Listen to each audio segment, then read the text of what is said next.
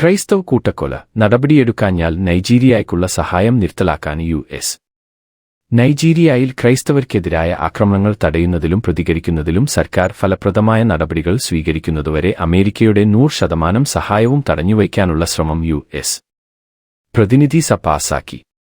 2027 ദേശീയ സുരക്ഷാ സ്റ്റേറ്റ് വകുപ്പ് അനുബന്ധ പരിപാടികൾ എന്നിവയുടെ ധനകാര്യവർഷത്തെ വിനിയോഗ നിയമത്തിന്റെ ഭാഗമാണ് ഈ വ്യവസ്ഥ. നിയമനിർമ്മാണം നിയമമാക്കുന്നതിനു മുമ്പ് സെനറ്റിന്റെയും പ്രസിഡന്റ് ഡൊണാൾഡ് ട്രംപിന്റെയും ഒപ്പ് ആവശ്യമാണ്.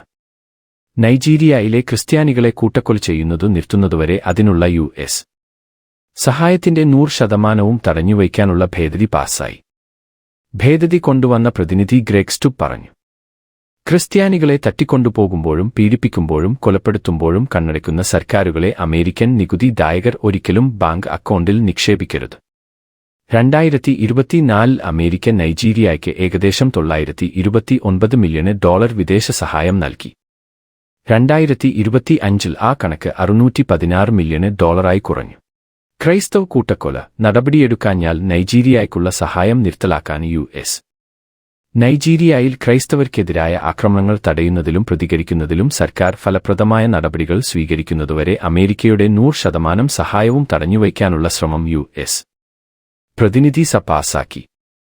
2027 ദേശീയ സുരക്ഷാ സ്റ്റേറ്റ് വകുപ്പ് അനുബന്ധ പരിപാടികൾ എന്നിവയുടെ ധനകാര്യവർഷത്തെ വിനിയോഗ നിയമത്തിന്റെ ഭാഗമാണ് ഈ വ്യവസ്ഥ. നിയമനിർമ്മാണം നിയമമാക്കുന്നതിനു മുമ്പ് സെനറ്റിന്റെയും പ്രസിഡന്റ് ഡൊണാൾഡ് ട്രംപിന്റെയും ഒപ്പ് ആവശ്യമാണ്. നൈജീരിയയിലെ ക്രിസ്ത്യാനികളെ കൂട്ടക്കൊല ചെയ്യുന്നതു നിർത്തുന്നതുവരെ അതിനുള്ള യു.എസ്. സഹായത്തിന്റെ 100% തടഞ്ഞുവയ്ക്കാനുള്ള ഭേദഗതി പാസായി. ഭേദഗതി കൊണ്ടുവന്ന പ്രതിനിധി ഗ്രെഗ് സ്റ്റുബ് പറഞ്ഞു. ക്രിസ്ത്യാനികളെ തട്ടിക്കൊണ്ടുപോകുമ്പോഴും പീഡിപ്പിക്കുമ്പോഴും കൊലപ്പെടുത്തുമ്പോഴും കണ്ണടയ്ക്കുന്ന സർക്കാരുകളെ അമേരിക്കൻ നികുതിദായകർ ഒരിക്കലും ബാങ്ക് അക്കൗണ്ടിൽ നിക്ഷേപിക്കരുത്. 2024 അമേരിക്ക നൈജീരിയയ്ക്ക് ഏകദേശം $929 മില്യൺ വിദേശ സഹായം നൽകി. 2025 ആ കണക്ക് $616 മില്യൺ കുറഞ്ഞു.